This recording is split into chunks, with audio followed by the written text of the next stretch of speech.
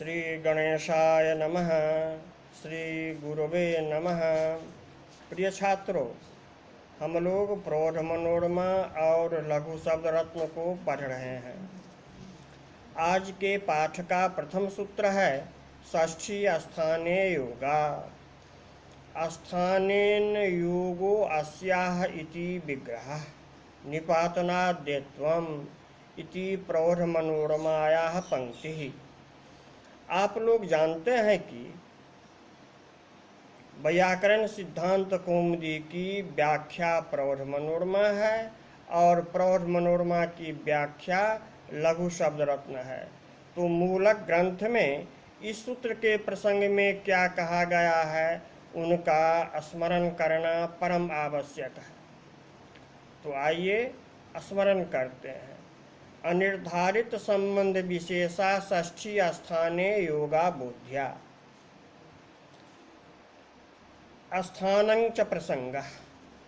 यहाँ षष्ठी के विशेषण रूप में अनिर्धारित संबंध विशेषा मूल सूत्र में जोड़कर बोध्या क्रियापद देकर भट्टोजी दीक्षित सूत्रार्थ संपन्न करते हैं। फिर स्थानं च प्रसंगः कहते हैं। पहले प्रसंग क्या है इसको समझते हैं। प्रसज्यते इति प्रपूर्वक संज संगे धातु से घय कित्व एवं सप के अभाव में अनुनासिक का लोप यहाँ नहीं हुआ है। फिर चजोह को घृण्यतोह से कुत्व अनुस्वार और पर सवर्ण से प्रसंग भाव घयंत शब्द निष्पन्न होता है। इसका अर्थ है प्राप्ति ही। तो स्थानं च प्रसंगः प्रसंगो नाम प्राप्ति इति। अनिर्धारित संबंध विशेषा यह विशेषण षष्ठी से इसलिए लगाए गए हैं कि जिन सूत्रों में षष्ठी का संबंध निर्धारित हो वहाँ इस परिभाषा सूत्र की प्रवृत्ति नहीं होगी। जैसे सास इदं हलोह, उदुपधाया गोहः। यहाँ षष्ठी का संबंध उपधाया के साथ निर्धारित है और उपधाया के अनुरोध से सास धातु और गुहु धातु अवयवी हुए और सास के आ और गुहु के उ उपधा अवयव हुए। तो यहाँ षष्ठी का संबंध अवयव और अवयवी के रूप में निर्धारित है। यहाँ अनियम की स्थिति नहीं है। तो इन सूत्रों में इस सूत्र की प्रवृत्ति नहीं होगी। इसलिए सूत्रार्थ होता है जहाँ षष्ठी का संबंध निर्धारित नहीं हो वहाँ षष्ठी का संबंध स्थान के साथ यानी प्रसंग के साथ योग कर लक्ष्य प्रयोग की सिद्धि समझनी चाहिए। यह दीक्षित व्याकरण सिद्धांत कौमुदी में कहते हैं। जैसे इको यणच हम लोग खूब व्यवहार करते हैं कि ईक के स्थान में यण हो। यह ईक के स्थान में यह अर्थ इसी सूत्र की शक्ति से आता है। अब यहाँ यह समझना है कि जैसे शिवस्य स्थानम कैलासः विष्णोः स्थानम वैकुंठः इत्यादि में स्थान शब्द आधारवाची है, वैसे ही यणः स्थानम इक यहाँ भी स्थानम आधारवाची है। तो इकोधिकरणे यण स्यात्। यदि ऐसा अर्थ लेंगे तो इक की निवृत्ति नहीं होगी, इक नहीं हटेगा। जैसे शिव और कैलाश की स्थिति बनी रहती है वैसे ही इक और यण की स्थिति बनी रहेगी। तो प्रयोग सिद्ध नहीं होंगे।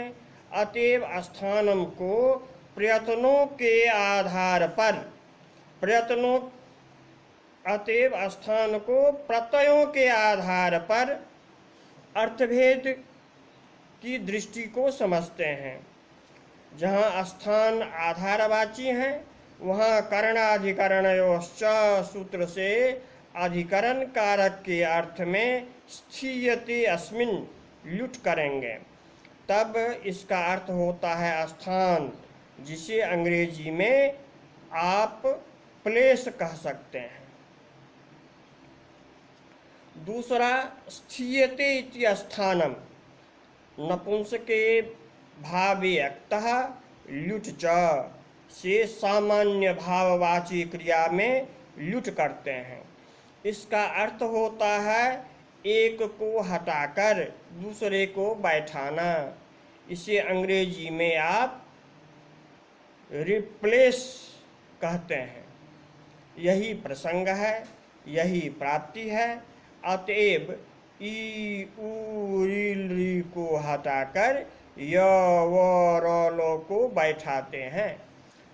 अब आप लोग स्थानं प्रधानं न बल प्रधानम स्थाने स्थितः का पुरुषोपि सिंहः, इस सूक्त में स्थान का जो अर्थ है उसका निर्णय आप स्वयं कर सकते हैं।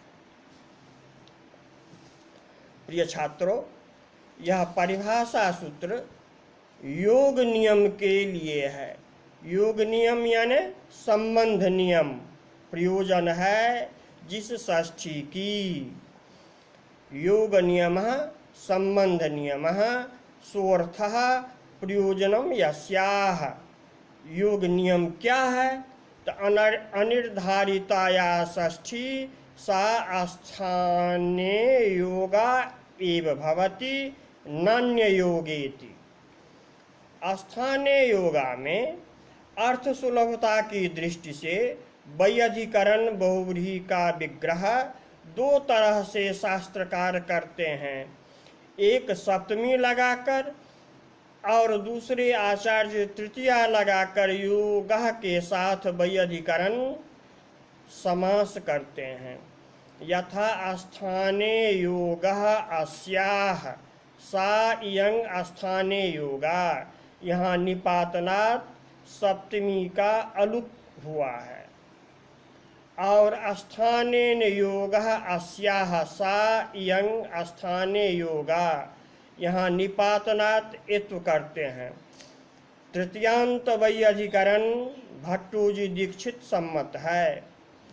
अन्य आचार्य सप्तमी को निमित्त सप्तमी मानते हैं। स्थान निमित्तक संबंध को षष्ठी के साथ योग करते हैं।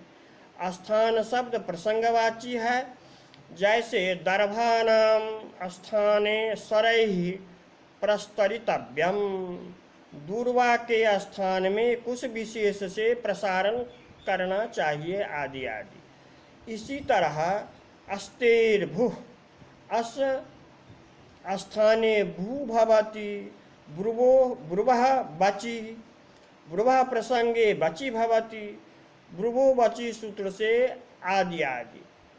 बहवो ही षष्ठ्यर्थाः, षष्ठी के अनेकों अर्थ होते हैं।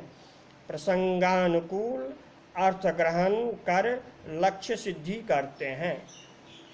अब प्रौढ़ मनोरमा की पंक्ति स्थानेन योगो अस्याः निपातनाद्यत्वम को समझते हैं लघु शब्द रत्न के आधार पर। स्थान शब्दार्थेन इत्यर्थः तन्निरूपित संबंधः षष्ठ्यर्थो न तु तद्रूपः संबंधस्तदर्थ इति अनेन ध्वनयति इत्वमिति व्यधिकरण बहुव्रीहि रप्यत एवेति बोध्यम इति लघु शब्द रत्ने हरिदीक्षितः प्रोक्तवान। शब्द रत्नकार कहते हैं कि स्थानेन स्थान शब्दार्थेन इस तृतीया का अर्थ निरूपक है और योग का अर्थ संबंध और षष्ठी का अर्थ स्थान निरूपित संबंध, न कि स्थान रूप संबंध।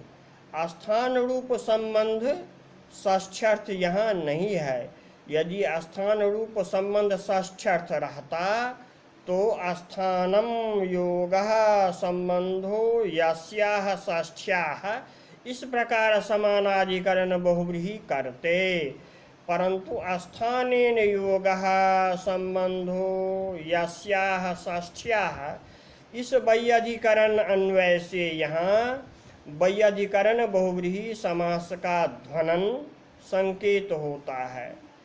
व्यधिकरण बहुव्रीहि रप्यतो एवेति बोध्यम का तात्पर्य है कि षष्ठी स्थाने योगा सूत्र में अर्थ की दृष्टि से अंततो गत्वा व्यधिकरण पद बहुव्रीहि करना पड़ा।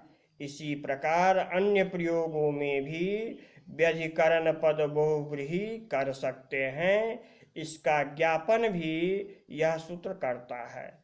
अस्तु, व्यधिकरण पद बहुव्रीहि करने पर स्थान के आकार को निपातन से एत्व करेंगे। अब इसका अर्थ होता है अनिर्धारित संबंध विशेषा षष्ठी स्थान निरूपिका भवति संबंधश्च निवर्त्य निवर्तक भावः।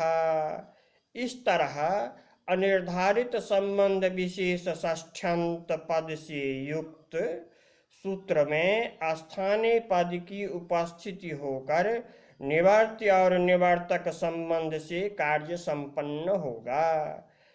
जैसे इको जनति सूत्र में इकः अनिर्धारित संबंध विशेषा षष्ठी है, तो यहाँ स्थानीय पद की उपस्थिति होगी तो कहेंगे इक के स्थान में यण हो। यह यण निवर्त्य निवर्तक भाव संबंध से होगा। एक हटेगा, दूसरा हटाएगा। निवर्तक यण और निवर्त्य इक है। निवर्तक आदेश है और निवर्त्य स्थानीय। निवर्तक माने हटाने वाला, निवर्त्य माने हटने वाला। इकारादि को हटाकर यकारादि करने से वैयाकरणों का शब्द नित्यत्ववाद असंगत न हो, इसलिए इस अर्थ को यदि दूसरे ढंग से कहें तो कोई आपत्ति नहीं होगी। जैसे इको व्यणच इत्यादि में दध्यत्र इत्यादि प्रयोगों में अच परक इकार घटित शब्द के अर्थबोधन के प्रसंग में तत्परक यकार घटित प्रयोग करना चाहिए। एरुह इत्यादि से ती के इकार को उकार इसी तरह अर्थबोधन प्रयोजनार्थ करेंगे तो शब्द नित्यत्व की हानि नहीं होगी। सार संक्षेप से इकार बुद्धि प्रसंगे उकार बुद्धि प्रसंगे ऋकार बुद्धि प्रसंगे लृकार बुद्धि प्रसंगे च यकार बुद्धि वकार बुद्धि रेफ बुद्धि लकार बुद्धिश्च कर्तव्येति। अस्तु, आज का पाठ इतना ही। स्वस्थ रहें, प्रसन्न रहें, लॉकडाउन के नियमों का पूर्णतया पालन करें। जयतु भारतम, जयतु संस्कृतम।